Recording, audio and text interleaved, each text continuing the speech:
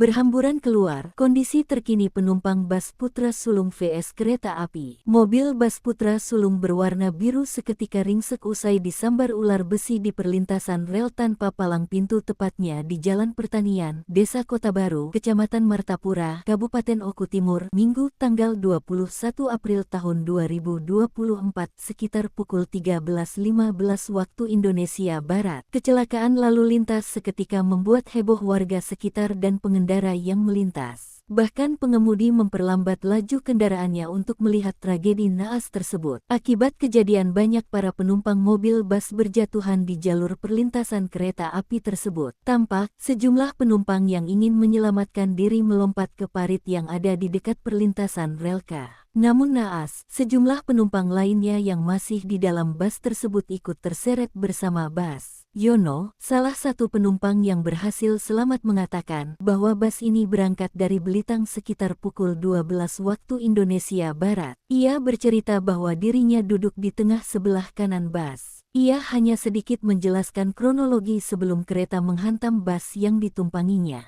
di mana bus Putra Sulung diketahui dari arah Belitang hendak ke Jakarta itu tiba-tiba mendadak mati mesin saat berada di tengah jalur perlintasan rel kereta api tanpa palang pintu tersebut. Saat kejadian ia melihat penumpang panik dan berhamburan, bahkan ada yang melompat keluar bus. Untuk jumlah penumpang ia tidak mengetahui secara pasti. Ia mengaku mengalami luka lecet di kaki dan juga mengalami